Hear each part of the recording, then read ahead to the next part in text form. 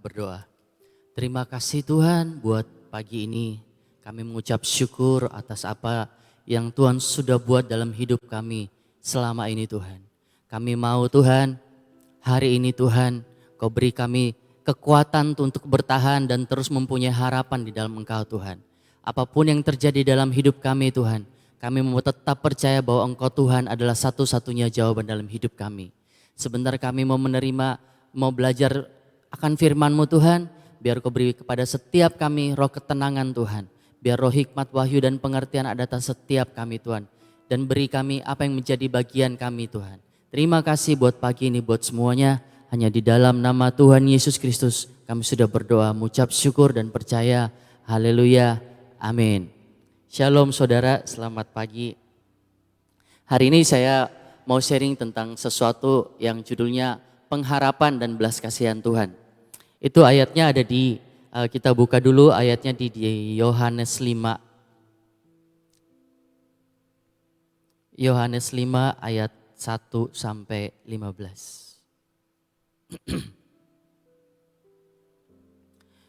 Penyembuhan pada hari Sabat di kolam Bethesda. Saya bacakan aja.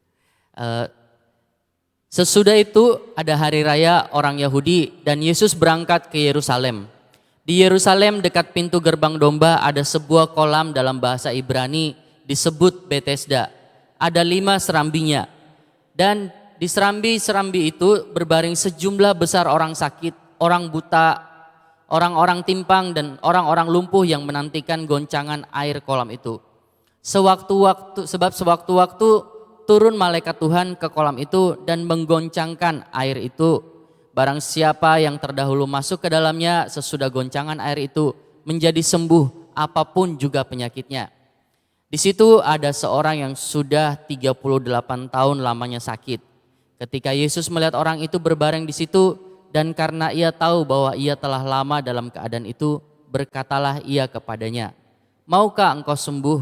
Jawab orang sakit itu kepadanya, "Tuhan, tidak ada orang yang menurunkan aku ke dalam kolam itu apabila airnya mulai goncang, dan sementara aku menuju ke kolam itu, orang lain sudah turun mendahului aku." Kata Yesus kepadanya, "Bangunlah, angkatlah tilammu dan berjalanlah." Dan pada saat itu juga sembuhlah orang itu, lalu ia mengangkat tilamnya dan berjalan. Tetapi hari itu hari Sabat. Sampai sini dulu saudara. Saudara, kalau kita lihat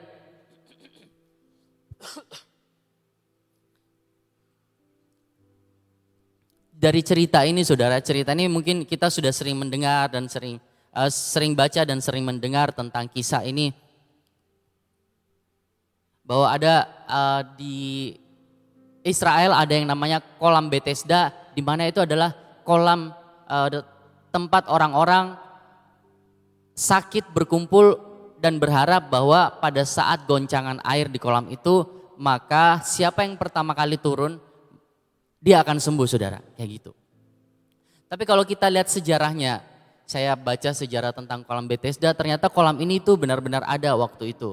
Ada yang berkata serambinya cuma 4, ada yang berkata serambinya cuma 5. Tetapi ternyata pada waktu arkeolog melihat lagi tentang kolam ini, ternyata betul apa yang dikatakan Yohanes itu serambinya 5. Ada 4 ada 4 serambi dan ada 1 serambi di tengah, dan totalnya memang ada 5 saudara.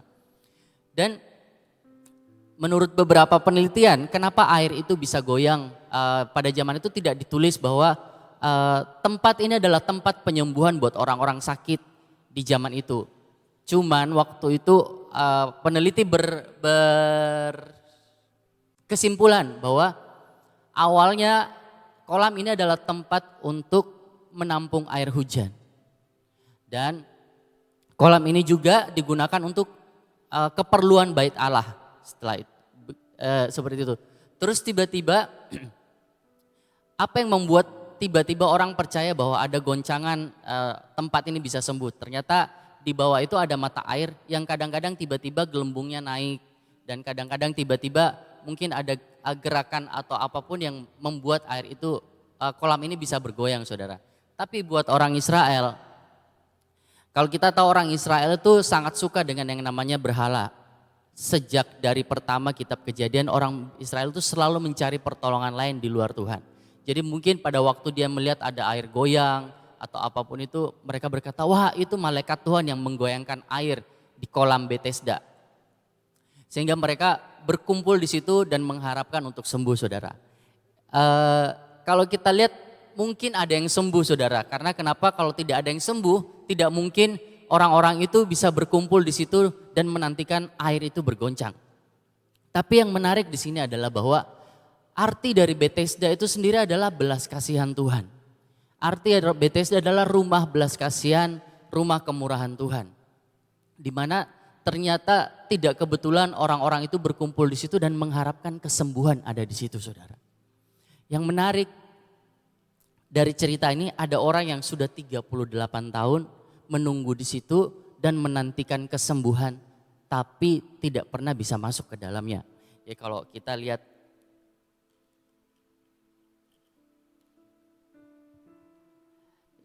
keadaan orang itu sebenarnya 38 tahun tidur di atas tilam dan berharap suatu waktu itu bisa masuk ke kolam Bethesda pada saat air itu goncang, saudara. Tapi kalau kita lihat situasi yang terjadi di kolam Bethesda tidak sesimpel sakit, air goyang, jemplung langsung sembuh, saudara. Karena kenapa? Di sana itu ternyata bukan cuma satu orang sakit. Jadi kolam Bethesda itu cukup besar, ada serambi-serambinya dan di seluruh serambi itu ngantri orang sakit. Jadi pada saat orang sakit mau sembuh tidak sesimpel cuman oh yaudah saya datang tunggu air goyang saya turun terus sembuh. Enggak, saudara. Mereka harus berlomba siapa yang paling duluan bisa turun di kolam Bethesda itu. Kalau kita lihat cerita kolam Bethesda itu ternyata bukan cerita yang sesimpel itu, saudara. Kenapa? Karena di dalam itu ada juga yang namanya persaingan. Orang sakit itu saling sikut menyikut buat apa, saudara? Siapa yang bisa turun duluan? Saya sampai melihat gambarnya, saya bilang, oh iya kadang juga itu orang dunia juga seperti itu. Untuk mendapatkan sesuatu mereka harus sikut menyikut buat menjadi yang pertama. Kadang juga bukan cuma orang dunia, saudara. Orang Kristen juga gitu. Suka sikut menyikut buat apa, saudara? Menjadi yang paling pertama. Paling terkenal, paling berkarunia, paling bisa dapat penglihatan dan sebagainya, saudara. Mereka mengutamakan sesuatu yang bukan intinya gitu, saudara. Dan yang menarik bahwa Yohanes tidak pernah menekankan akan kolam Bethesda. Yohanes menekankan cerita ini apa, saudara? Belas kasihan Tuhan. Kalau kita lihat orang tua ini yang 38 tahun ini berkata, tidak ada yang menurunkan saya. Pada saat air itu goncang, saya baru mulai ke sana, tapi orang lain udah pada turun. Dia berusaha untuk turun, tetapi tidak pernah bisa mencapai kolam itu. Tetapi yang menarik apa, saudara? Orang tua ini tahu kalau itu tidak mungkin. Tetapi kenapa dia masih menunggu 38 tahun? Apa yang membuat orang ini menunggu 38 tahun? Mungkin kalau Yesus tidak nyamperin 38 tahun, menurut saya orang lumpuh ini akan meninggal di kolam Bethesda. 38 tahun dia menunggu, saudara. Karena kenapa? Dia tetap mempunyai pengharapan hari demi hari bahwa satu waktu saya pasti sembuh. Saya pasti bisa masuk ke kolam itu. Ada orang yang mungkin akan menurunkan saya, entah apapun pengharapannya, saudara, tetapi dia berpengharapan. Apa sih yang membuat dia berpengharapan, saudara? Kita lihat dulu di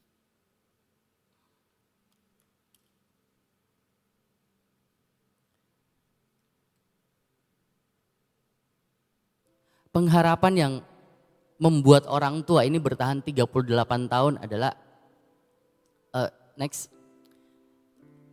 Dia mendengar kesaksian tentang kolam Bethesda. Benar gak, saudara? Orang lumpuh ini Tidak mungkin tidak tahu apa-apa tiba-tiba ngantri aja di kolam Bethesda gitu, nggak mungkin saudara. Orang lumpuh ini mendengar bahwa di sana itu ada mujizat loh. Di sana itu ada kesembuhan loh. Baru dia mau datang ke kolam Bethesda dan menunggu kesembuhan itu terjadi. Hanya kesaksian air goyang, orang bisa sembuh, dan orang tua ini mendengar itu dan percaya dan menunggu 38 tahun. Bukankah saudara hari-hari ini kita punya kesaksian yang banyak saudara? Dulu itu belum ada ke Alkitab, tidak ada kesaksian tentang Yesus sama sekali. Tetapi orang tua ini sudah belajar buat punya iman akan sesuatu.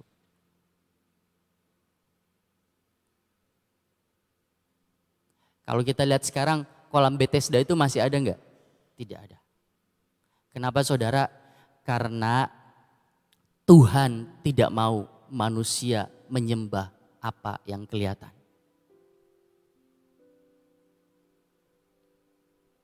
Seringkali juga kita suka menyembah apa yang kelihatan, benar enggak saudara? Kita mencari pertolongan di luar Tuhan. Kita kadang kalau mau berdoa, kudu harus diwakilkan hamba Tuhan. Benar enggak saudara? Saya mau hamba Tuhan itu ngedoain saya. Titip doa ya Bu, kalau ibu yang doa lebih didengar daripada saya. Benar enggak saudara? Kalau kita lihat ceritanya mungkin gini, ya ibu aja yang berdoa, saya ini banyak dosa, benar enggak? Kalau ibu yang berdoa atau bapak yang berdoa, hamba Tuhan yang berdoa lebih didengar daripada saya. Karena saya ini kurang berdoa, saya ini orang berdosa, masih banyak dosa saya gitu. Saudara tahu orang lumpuh ini adalah orang yang berdosa saudara. Terakhir Tuhan bilang apa sama orang lumpuh ini? Pergilah dan jangan berbuat dosa lagi. Jadi Tuhan dengar enggak doa orang berdosa saudara? Dengar. Cuman seringkali kita di gereja selalu berasa bahwa hanya orang kudus, suci, tak bercacat celah, pendoa dan segalanya yang didengar Tuhan. Enggak saudara. Bahkan orang yang paling hina, paling berdosa, Tuhan dengar doanya.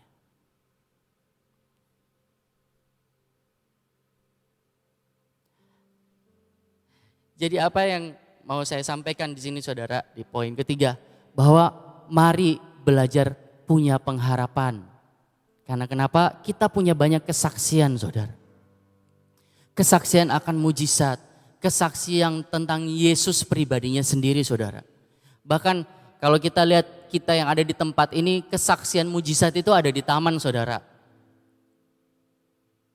Dan itu tidak ada di tempat lain, itu adalah mujizat dan orang bisa percaya saudara.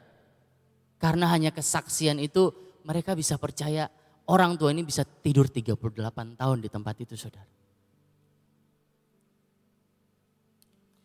Mari punya hubungan sendiri bersama Tuhan. Bukan berarti kita tidak bisa saling mendoakan atau didoakan orang lain, tidak seperti itu saudara. Tetapi jauh lebih daripada itu, mari mempunyai pengharapan kepada Tuhan. Bukan kepada sesuatu yang kelihatan, bukan kepada manusia, bukan pada kekuatan diri sendiri, tapi berharaplah kepada Tuhan. Kalau kita lihat ayatnya yang di 3, ya slide 3. Oh itu, kita lihat Roma 10 ayat 17.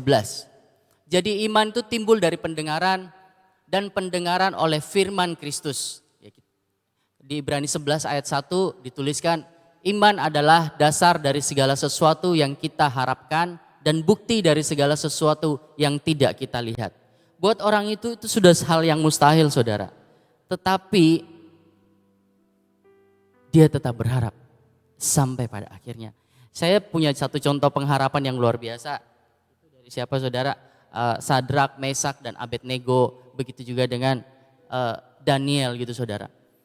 Mereka berempat ini adalah orang-orang yang punya pengharapan itu sampai mati saudara.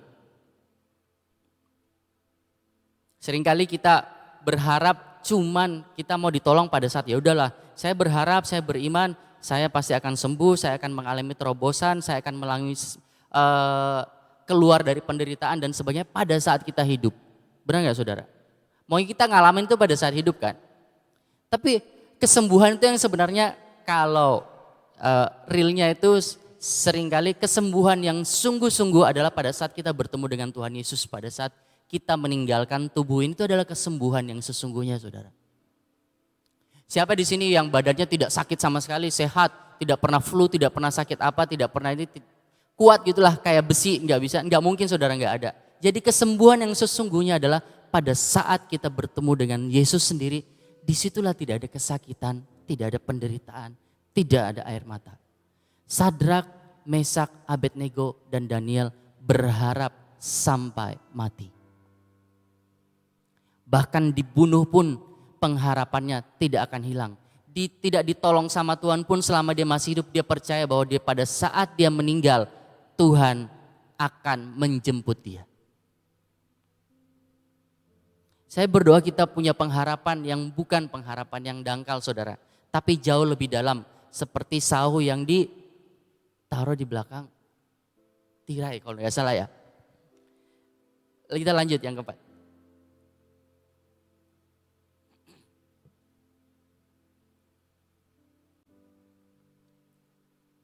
Apa yang terjadi saudara? Tadi kita berbicara tentang pengharapan, tetapi di saat orang tua itu sudah tidak punya harapan saudara.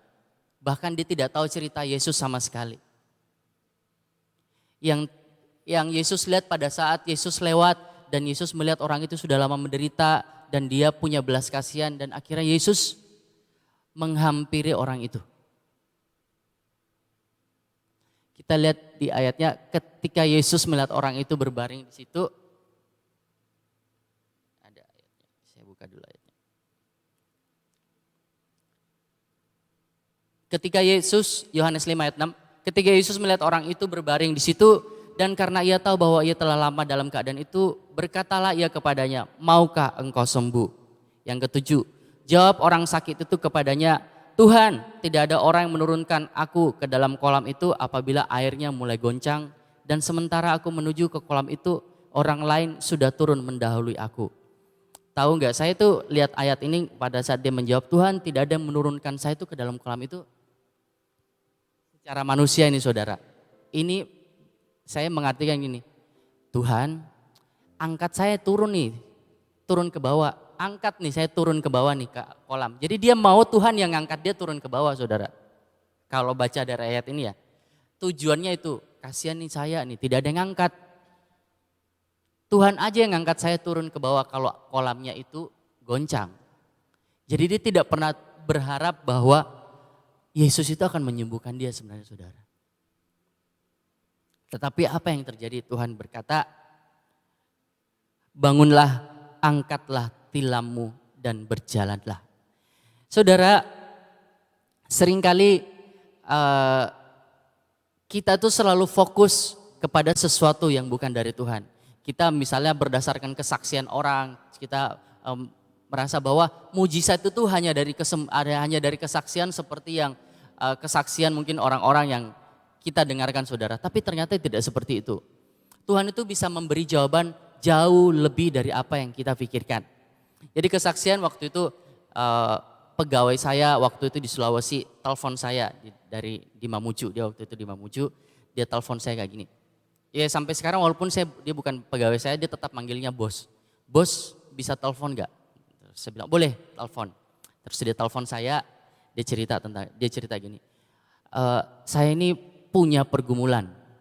Rumah saya itu setahun itu bisa banjir 3 kali.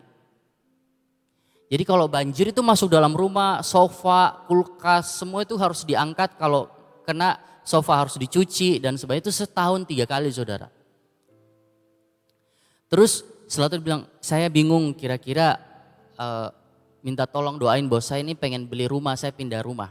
Tapi pada saat dia bilang kalau saya pindah rumah, saya harus lepas rumah ini dulu, tunggu butuh waktu. Terus sudah itu saya harus mulai nyicil dari awal. Terus saya bilang ya udahlah kita berdoa aja lah. Saya berdoa juga, saya tidak bilang, Tuhan dalam nama Yesus rumah baru, kasih duit, rumah baru. Enggak kayak gitu saudara.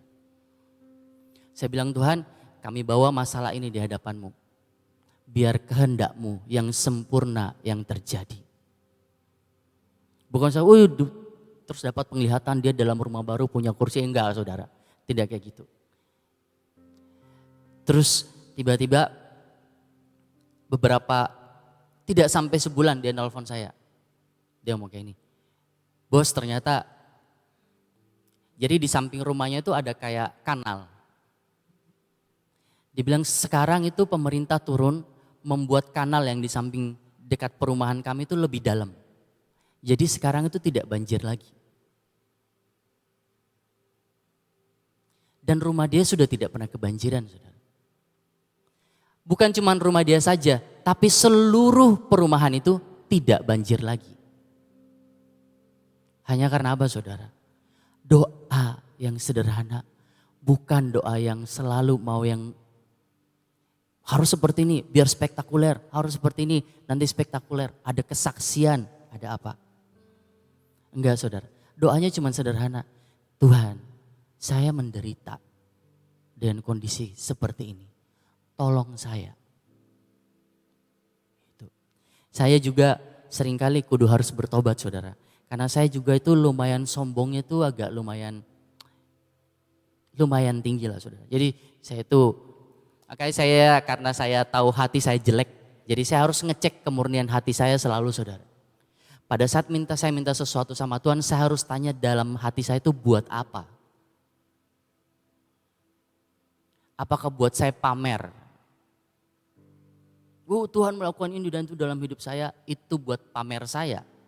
Atau saya sedang menaruh Tuhan di depan saya untuk saya muliakan. Dan seringkali, saya nggak tahu buat orang-orang lain, seringkali saya tidak sadar saudara. Dan saya harus mengecek hati saya setiap saat, pada saat saya meminta sesuatu atau pada saat saya mendapat jawaban doa. Hati saya apakah sudah benar? Saya bilang kalau hati saya tidak murni Tuhan, jangan kasih apa yang saya minta. Tapi kalau hati saya benar, saya mau terima. Tapi kalau hati saya tidak benar, jangan kasih apapun yang saya minta. Karena lebih baik saya tidak dapat jawaban daripada saya dapat tetapi saya tidak berkenan di hadapan Tuhan. Yesus. Saudara. Kita lanjut saudara. Tuhan berkata apa saudara yang terakhir? Bangunlah, angkatlah tilammu dan berjalanlah. Yohanes 5 ayat 8. Dan pada saat itu juga sembuhlah orang itu, lalu ia mengangkat tilamnya dan berjalan. Tetapi hari itu hari Sabat. Karena itu orang-orang Yahudi berkata kepada orang yang baru sembuh itu, hari ini Sabat, hari Sabat, engkau tidak boleh dan tidak boleh engkau memikul tilammu. Akan tetapi ia menjawab mereka, orang yang telah menyembuhkan aku, dia yang mengatakan kepadaku, angkatlah tilammu dan berjalanlah. Mereka berkata kepadanya, siapakah orang itu yang berkata kepadamu, angkatlah tilammu dan berjalanlah? Tetapi orang yang baru sembuh itu tidak tahu siapa orang itu, sebab Yesus telah menghilang ke tengah-tengah orang banyak di tempat itu. Kemudian Yesus bertemu dengan dia di dalam bait Allah, lalu berkata kepadanya, engkau telah sembuh, jangan berbuat dosa lagi supaya padamu jangan terjadi yang lebih buruk. Orang itu keluar lalu menceritakan kepada orang-orang Yahudi bahwa Yesuslah yang telah menyembuhkan dia. Dan karena itu orang-orang Yahudi berusaha menganiaya Yesus karena ia melakukan hal-hal itu pada hari Sabat. Sampai di situ saudara. Kenapa Yesus menyuruh mengangkat tilam orang lumpuh saudara? Kalau zaman dulu mungkin zaman sekarang tilam itu mungkin saudara tahu kasur Palembang enggak? Mungkin kayak gitulah, kasur Palembang ya gitu-gitulah yang warna biru itu kan yang itu ya kayak gitulah. Angkatlah tilammu dan berjalanlah. Kenapa Tuhan tidak langsung udah jalan aja? Tuhan sedang mau berkata apa? Tunjukkan ke orang-orang bahwa kamu dulu itu orang lumpuh sambil ngangkat tilammu. Tuhan sedang mau berkata pada saat engkau dipulihkan, engkau harus menjadi saksi saya dimanapun kau berada. Saudara, Saksi itu bukan kita bersaksi begini, oh iya ya, kamu tahu nggak Yesus Tuhan Juru Selamat dan sebagainya, itu nginjil. Saudara. Kalau bersaksi itu apa? Saudara, ada buah pertobatan yang keluar dari hidup saudara yang bisa dilihat orang lain dan orang lain berkata, oh iya, karena Yesus loh dia berubah. Dulu dia loh jahat, sekarang loh dia bisa ngampuni karena Yesus. Dulu loh dia tidak bisa ngampuni orang tuanya, tidak bisa mengampuni istrinya, jahat sama anaknya. Sekarang loh setelah ketemu Yesus dia sembuh. Itu seperti apa? Mengangkat tilam dan berjalan. Cuman seringkali yang menjadi masalah orang Kristen dan masalah saya juga saudara. Wah, kenapa? Kita tidak pernah menjadi terang buat orang lain. Seringkali apa saudara, orang Kristen justru menjadi apa? Batu sandungan buat orang-orang lain saudara. Seringkali kalau di tempat lain, aduh saya nggak mau ke gereja lah. Orang-orang Kristen itu judgmental, tahu nggak judgmental apa saudara? Suka ngakimin. Gitu. Makanya saya suka itu tidak kumpul-kumpul ke komunitas, karena kenapa? Saya lebih suka tuh ke gereja, saya datang terus pulang. Semakin banyak saya ngumpul, semakin mereka tuh mencari dosa-dosa saya gitu loh.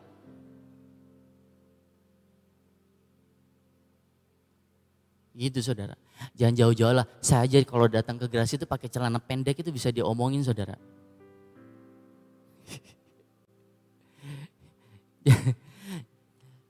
Apalagi di tempat-tempat lain saudara. Karena kenapa pada saat kita selalu merasa itu kita superior. Kita tuh lebih keren daripada orang-orang yang masih hidup dalam dosa, enggak juga saudara. Seringkali kita merasa kita lebih disayang. Benar enggak saudara? Kita paling banyak berdoa, kita paling mungkin banyak setiap hari ibadah, kita jauh lebih disayang daripada orang-orang saudara. Pak Yusa itu pernah ngomong kayak gini sama khotbahnya Pak Yusa, ngomong kayak ini. Kalau kamu wes mengerasa kamu paling disayang daripada orang-orang lain, wes iku tanda-tanda kamu jatuh. Karena Tuhan itu mengasihi semua orang, bukan cuma saudara dan saya. Orang berdosa dikasih enggak? Dikasihi saudara. Buktinya apa? Kayu salib itu bukti kasih Tuhan buat semua orang berdosa dan orang, tidak ada orang tidak berdosa sih. Sampai ada yang ngomong sama saya kayak gini, kita kan punya hukum Taurat kok. Bilang iya benar. Satu iota dari hukum Taurat itu tidak bisa hilang kata Yesus. Saya bilang benar. Tetapi hukum Taurat itu tidak bisa hilang supaya apa saudara? Kita tahu bahwa kita ini orang berdosa. Bahwa tidak ada satupun yang bisa melakukan hukum Taurat. Dan kegenapannya ada di dalam Yesus. Tetapi seringkali orang Kristen, saya suka ke Yahudi-Yahudian, benar saudara? Kita suka melakukan adat istiadat orang Yahudi, padahal sebenarnya kalau mau melakukan ya keyahudian, semua harus dilakukan, tidak boleh tidak. Karena hukum Taurat itu satu tidak dilakukan, semuanya batal sisanya. Kalian melakukan 99, satu tidak, yang 99 batal. Dan tidak dihitung. Kenapa Paulus berkata, jadilah seperti pada saat engkau dipanggil. Jangan seperti orang Yahudi. Jadilah seperti apa pada saat engkau dipanggil Tuhan. Jadi hukum Taurat itu tidak akan pernah hilang karena kenapa? Itu bukti. Karena kalau tidak ada hukum Taurat, saudara tidak ada dosa saudara. Karena kenapa? Tidak ada aturan. Hukum Taurat itu dibuat supaya kita tahu bahwa kita ini orang berdosa, bahwa tidak ada yang tidak berdosa satupun.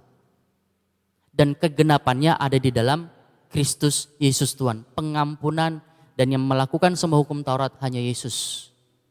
Itu saudara. Terus yang terakhir kesimpulan.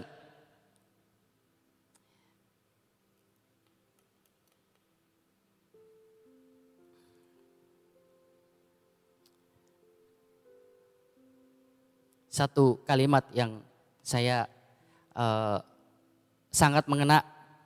Jika hari ini Tuhan belum mengubah keadaanmu, jangan putus asa, tetaplah berdoa, tetaplah berharap, tetaplah mencari Tuhan.